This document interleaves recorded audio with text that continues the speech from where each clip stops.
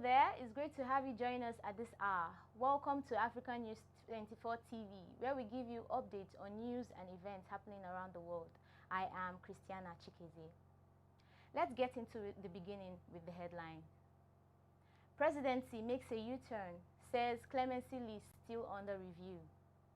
Rivers State Governor revokes 134 billion naira contract awarded by emergency rule sole administrator.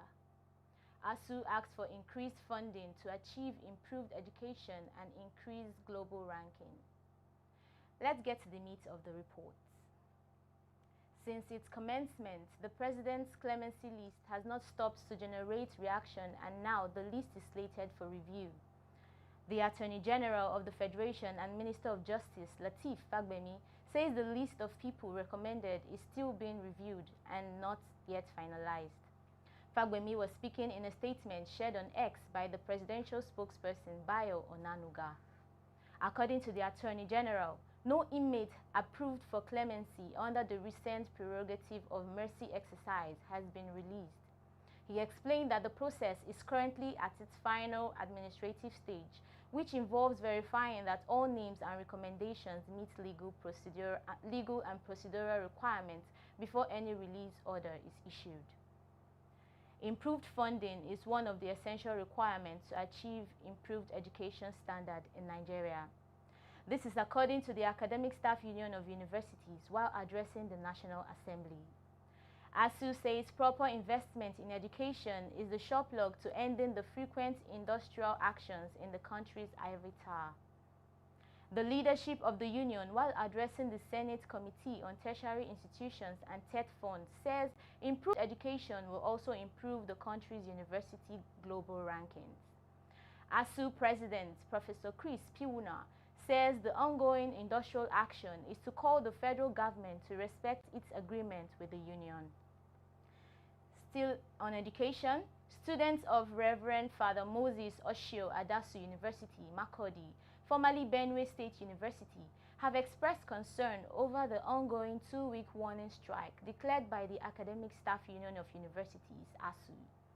The students lament that the industrial action is taking a toll on them and seek early resolution of the disputes between the union and the federal government.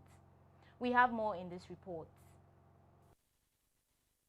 With this warning strike that is ongoing right now, it's going to really bring a lot of setback in our lectures because already we don't have time. We're supposed to start our exams in November.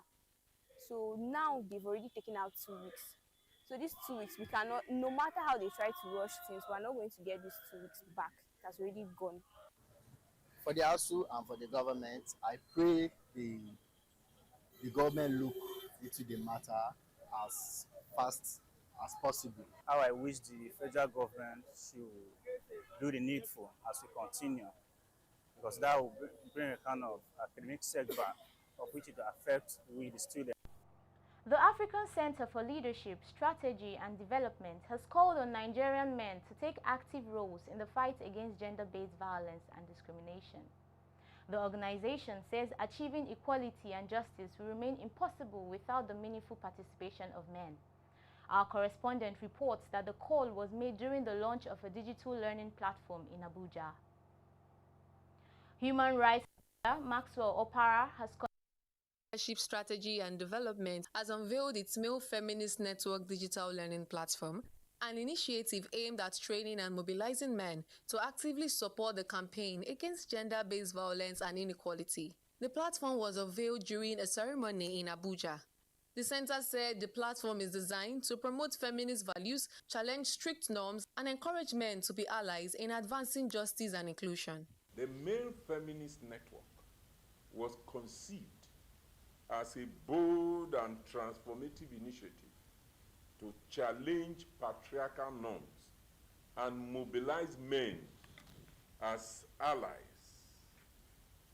in the fight against gender-based violence, and mobilize male feminist leaders and grassroots influencers who will champion feminist values, challenge harmful stereotypes, and advance gender justice across Nigeria. Dr. Ibas explained that the digital platform will serve as a resource hub for advocacy and learning, providing men with tools to engage meaningfully in the movement for gender equality. Also speaking, the Director for Development at the Center, Dr. Margaret, emphasized that true progress against gender-based violence can only be achieved when men move from passive observers to active allies. For many years, efforts to end gender-based violence have largely been driven by women and women's organizations. Yet we know that sustainable change can only happen when men are not passive observers but active allies. When they understand that gender equality benefits everyone. The African Center hopes the initiative will help reshape public attitude, empower communities, and create a new generation of male advocates committed to ending violence and discrimination. Human rights lawyer Maxwell Opara has condemned the withdrawal of a case against an Indian national accused of raping a Nigerian in Nigeria. He described it as a grave injustice and a threat to Nigeria's image. Opara called on the public to join in demanding accountability from law enforcement authorities. The rights lawyer urged President Bola Tinubu and Attorney General of the Federation to immediately investigate the circumstances surrounding the withdrawal of the charges and to take disciplinary action against Inspector General of Police Kayode Egbetokun for what he termed gross misconduct and obstruction of justice. He questioned the message being sent to the international community, stating that allowing a foreign national accused of rape to go unpunished despite obvious evidence undermines the rule of law.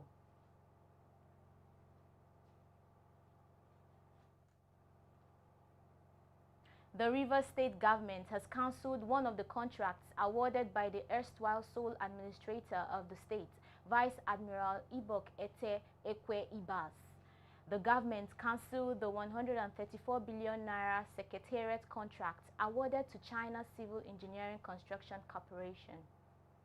The contract meant for the renovation, retrofitting and furnishing of the state secretariat will no longer stand. This contract revocation was announced as a part of the major decision at the first of the Rivers State Executive Council after suspension of the 6-month emergency rule. The State Council also instructed that the company to refund the 20 billion naira mobilization fee already paid. And still on infrastructure, the Minister of the Federal Capital Territory, WIKE, has attributed the success of the ongoing project in the territory to the right leadership of the President. WIKE was speaking during the commissioning of the access roads in Sector Center B, DAKIBIYU district area of Abuja. He restated his commitment to delivering people-oriented projects in line with the President's renewed hope agenda. Development experts have attributed Nigeria's governance challenges to poor policy implementation and weak coordination among key sectors.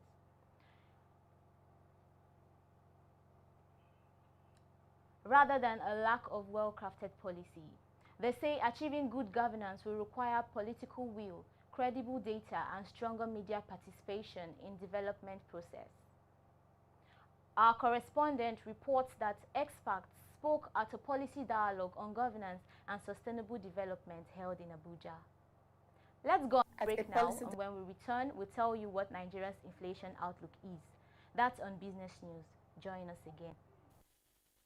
At a policy dialogue on governance and sustainable development held in Abuja, development experts agreed that Nigeria's major governance issues stem not from the shortage of policies, but from poor execution and inadequate coordination between critical sectors. They emphasized the need for timely data, transparent planning, and exclusive participation, especially from the media. Without information, you can't do your budget well. Without information, you cannot develop policies. So media must be involved at the beginning stage, not just the implementation, because we always talk about implementation. Some of the policy information you get should come from media.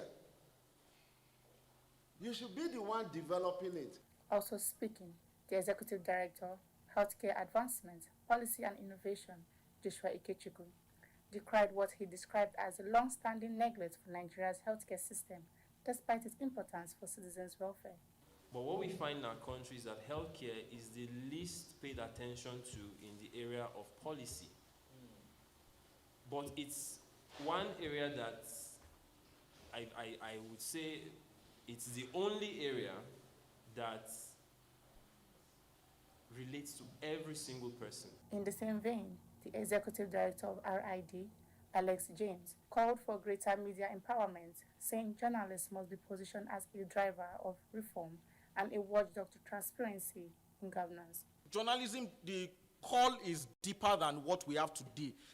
What is required of media, of press, of journalism in the architecture of the society should be deeper than this. And quite frankly, maybe we don't blame the reporters because they are not given the platform, they are not given the opportunity. And quite frankly, if a journalist pursues something like this, he'll probably be sacked. The panelists agreed that good governance in Nigeria will depend not only on drafting sound policies, but also ensuring effective implementation, political will, and a vibrant media capable of sustaining public trust. Welcome back.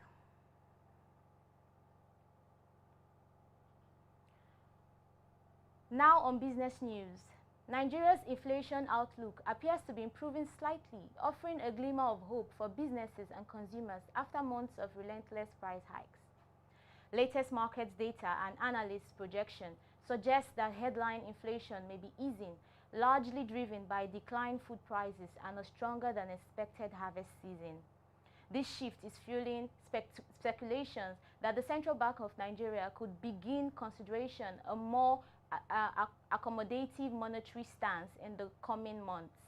Investors and businesses are closely watching for possible interest rate adjustments, a move that could help lower borrowing costs, stimulate spending, and revive growth across key sectors of the economy. However, experts warn that persistent foreign exchange volatility, energy costs, and import dependency still pose risks that could keep inflation elevated in the near term.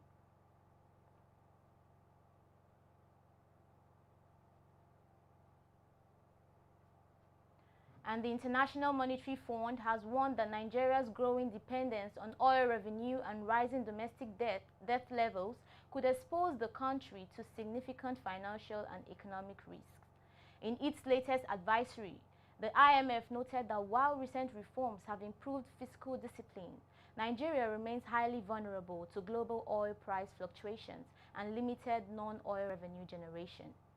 The fund urged the government to accelerate diversification efforts, broaden its tax base, and strengthen debt management to ensure long-term stability. Analysts say the warning comes at a critical time as the federal government increases borrowing to fund infrastructure and social programs amid volatile crude markets.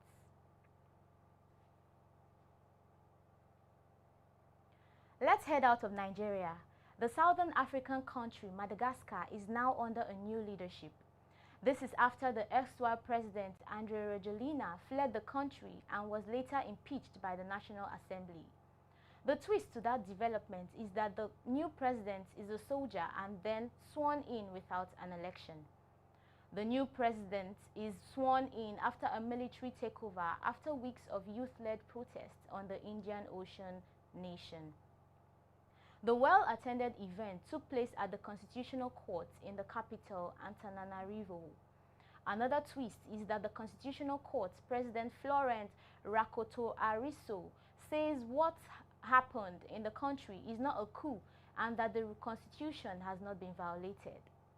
The ousted president, Andre Rajoelina, was an opposition leader before coming to power after a bloodless coup. Madagascar joins other African countries now under military leaders. The Peruvian government has announced that a state of emergency will be declared in the capital, Lima, after weeks of anti-government protests over corruption and organized crime. Prime Minister Ernesto Alvarez said the decision comes after a man was shot dead by police on Wednesday and more than 1,000 people injured after protests turned violent near the capital's Congress building.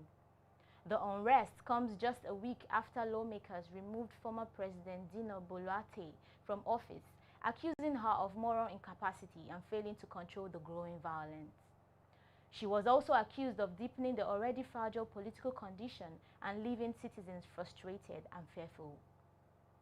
Reports show that the new measure is set to give security forces expanded powers, including the right to restrict movements and detain suspects without a warrant. The military is also expected to join police patrols in some areas. However, human rights groups have voiced concern about potential abuses under the decree, urging the government to respect citizens' freedom while restoring order. Let's go on a quick break, and when we come back, we'll move to the sports arena. Oluwabori Ademola is standing by.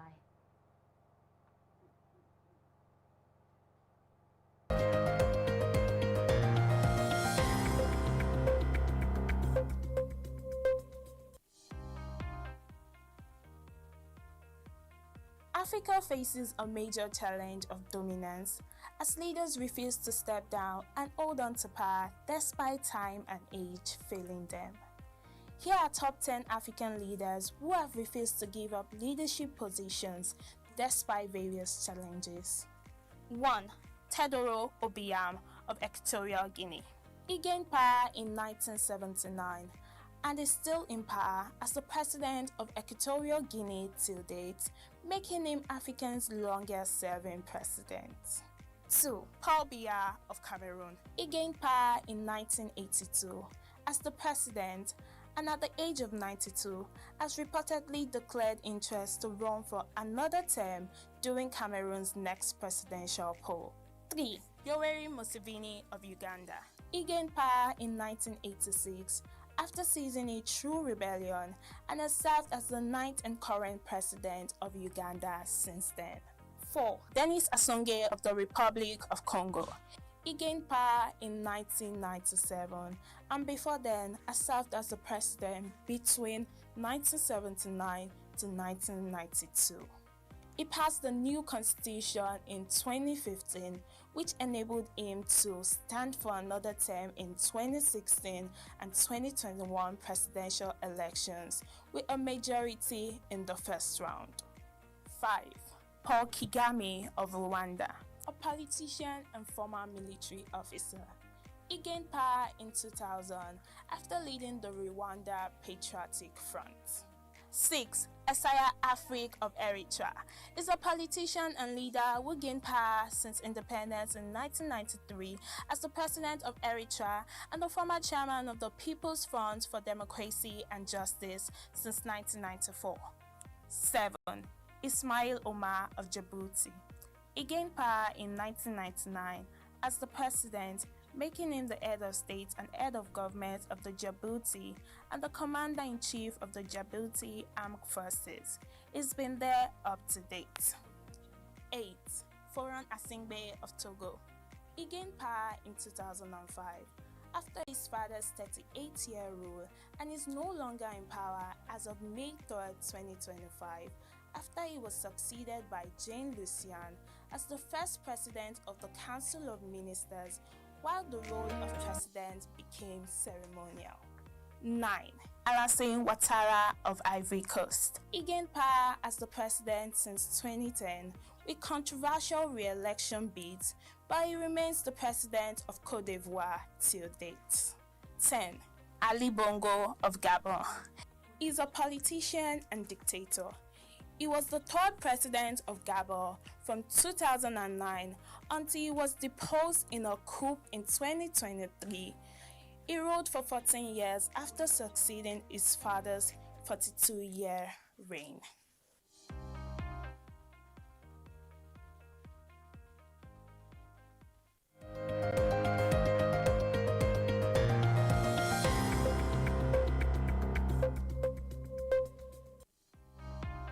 The Nigerian music industry has witnessed a significant shift in popularity and success over the years. Many artists who once dominated the airwaves and commanded large followings have seen their careers decline. Here are 10 Nigerian artists whose careers have gone down the drain. 1. Daddy Shoki. Daddy Shoki was a pioneer of the Agbaman style of music. His popularity peaked in the 1990s with hits like Diana. However, his music career has declined significantly since then. 2. Olumenten's hit single Yauze became a massive success in the late 2000s. However, his subsequent releases failed to match the success of Yauze, leading to a decline in his music career. 3. Face was a prominent figure in the Nigerian music industry in the late 1990s and early 2000s, despite his hit singles including Femi Kuti and Kolomenta. His career has struggled to maintain momentum. 4. Solid Star's music career has faced significant challenges, including limited releases and reduced visibility. Despite his initial success, he has struggled to regain momentum in the competitive Nigerian music industry. 5. Red MC's unique style and energetic performances initially gained attention. However, her career failed to sustain momentum due to a lack of consistent quality music and strategic management. 6. Flex B's popularity peaked in the mid-2000s with hits like Omorire and Number One Fan. However, his subsequent releases failed to match the success of his earlier works, leading to a decline in his career. 7. Tony Tetula was known for his humorous lyrics. However, his popularity has waned over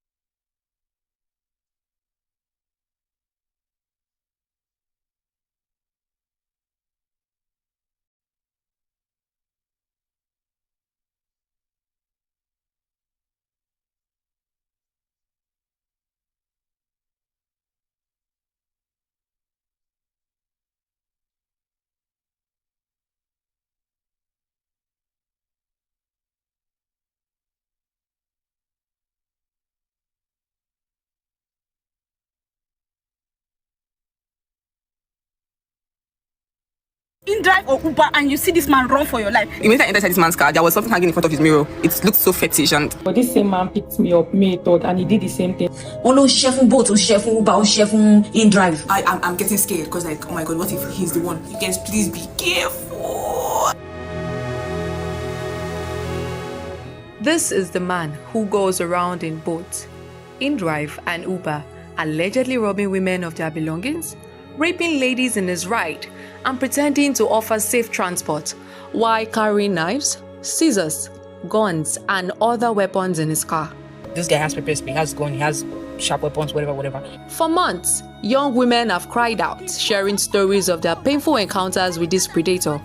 They talk about how he allegedly threatens them, hurts them, and strips them not just of their possessions, but of their dignity. And you're telling me I'm not with your phone. He's like, you want me to kill you here? Immediately he now brought out the knife. He was not holding the knife. He said he's going to stab me to death. Started diverting to another route. That do I have condom inside my bag? Look at what he was asking me. I said I don't have condom inside my bag. He now searched my bag that he's going to send my body in parts. That he already has people that will buy my body. Despite these cries and warnings, he is still on the road. He is still picking up unsuspecting women and still moving through Uber, Bolt, and InDrive like a hunter waiting for his next victim.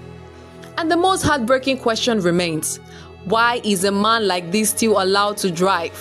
Why has no company taken firm action to protect the very people they promise safety to? Uber are still allowing this man to drive after he has victimized a lot of girls. Every day they're going to complain about on a ride every day. So why would Uber and Bolt and InDrive allow a known criminal walk with them? Will you be employing a highway robber to be on the highway picking people? Every day that passes without justice is another day of risk for countless women. What use is technology if it cannot protect the vulnerable? What good is business when it ignores the cries of the broken? To the companies, the question is simple. How many more women must be hurt before you act? How many more tears must fall before you listen? Please, Nigerian police, come to our help. Like, the government should look into it. Police, they should look into it. And even close to like 8 or more were saying, oh, I've been inside this man car before, or I'm a victim, or I almost got kidnapped. What? The worst part of this issue is that it has been reported to the police, but police did nothing about it. To every reader, this is not just a story. This is a call to wake up, a call to demand safety, a call to make sure that no man, no matter how cunning, is allowed to use the will as a weapon against women again. Because as long as this man is allowed to drive, every woman on the road is in danger. The government is not doing anything. Somebody should do something about this guy.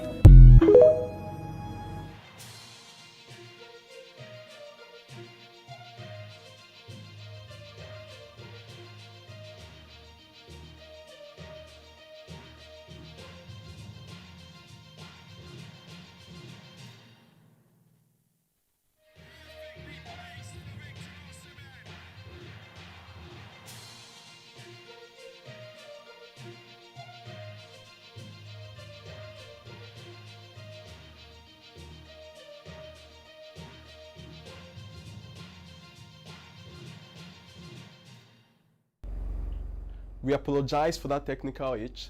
Welcome back to African News 24 Sports. The Premier League action heats up this weekend with a full slate of fixtures promising excitement across the board. Saturday kicks off with the Nottingham Forest hosting Chelsea, followed by Brighton facing Newcastle in what should be a thrilling contest. Burnley takes on Leeds, while Crystal Palace welcome Bournemouth in a battle of the mid-table sides. Manchester City will be looking to extend their dominance against Everton, and Sunderland host Wolves in a potentially tight encounter. Fulham face a tough challenge as they travel to the Emirates to take on league leaders Arsenal, who are eager to maintain their grip on the top spots.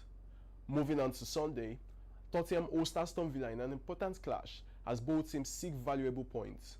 The weekend deadline fixture sees Liverpool lock horns with their historic rivals, Manchester United, at Anfield, a match that could significantly impact the title race. Finally, on Monday evening, West Ham will welcome Brentford, wrapping up the weekend's Premier League action. With so many key battles lined up, football fans are in for an action-packed weekend.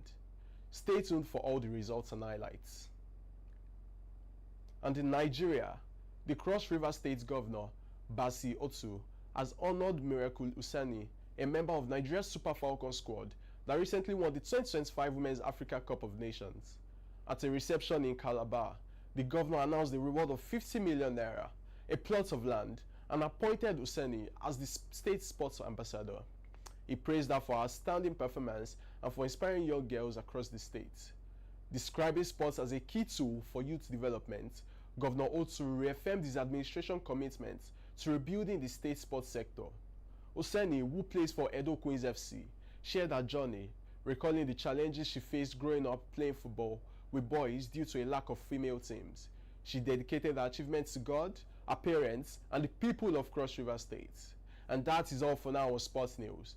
Fawaz Akoshile is standing by for entertainment stories.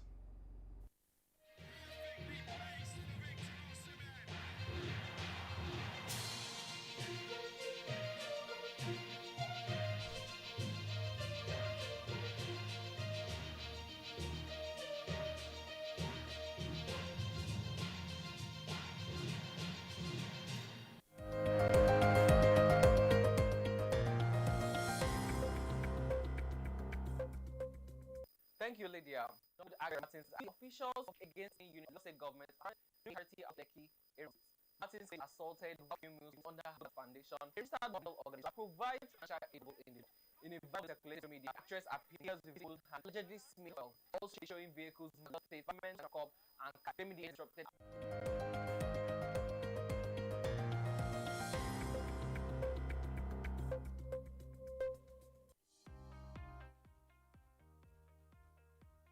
Africa faces a major challenge of dominance as leaders refuse to step down and hold on to power despite time and age failing them. Here are top 10 African leaders who have refused to give up leadership positions despite various challenges. 1. Teodoro Obiang of Equatorial Guinea. He gained power in 1979 and is still in power as the president of Equatorial Guinea till date, making him Africa's longest-serving president. 2. Paul Biya of Cameroon. He gained power in 1982 as the president and at the age of 92 has reportedly declared interest to run for another term during Cameroon's next presidential poll. 3. Yoweri Museveni of Uganda. He gained power in 1986 after seizing a true rebellion and has served as the 9th and current president of Uganda since then. 4. Denis Sassou of the Republic of Congo. He gained power in 1997 and before then has served as the president between 1979 to 1992. He passed the new constitution in 2015, which enabled him to stand for another term in 2016 and 2021 presidential elections with a majority in the first round. 5. Paul Kagame of Rwanda, a politician and former military officer. He gained power in 2000 after leading the Rwanda Patriotic Front. 6. Isaiah Afwerki of Eritrea is a politician and leader who gained power since independence in 1993 as the president of Eritrea and the former chairman of the People's Front for Democracy and Justice since 1994. 7. Ismail Omar of Djibouti.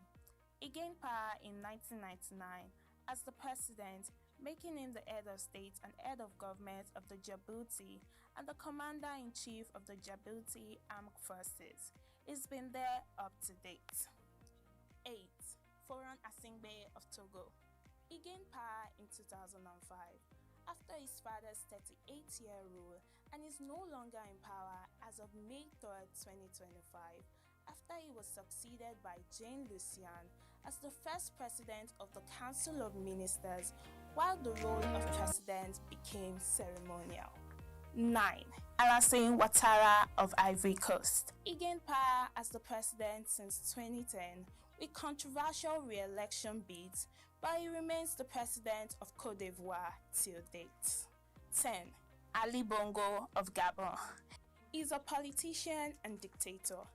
He was the 3rd president of Gabon from 2009 until he was deposed in a coup.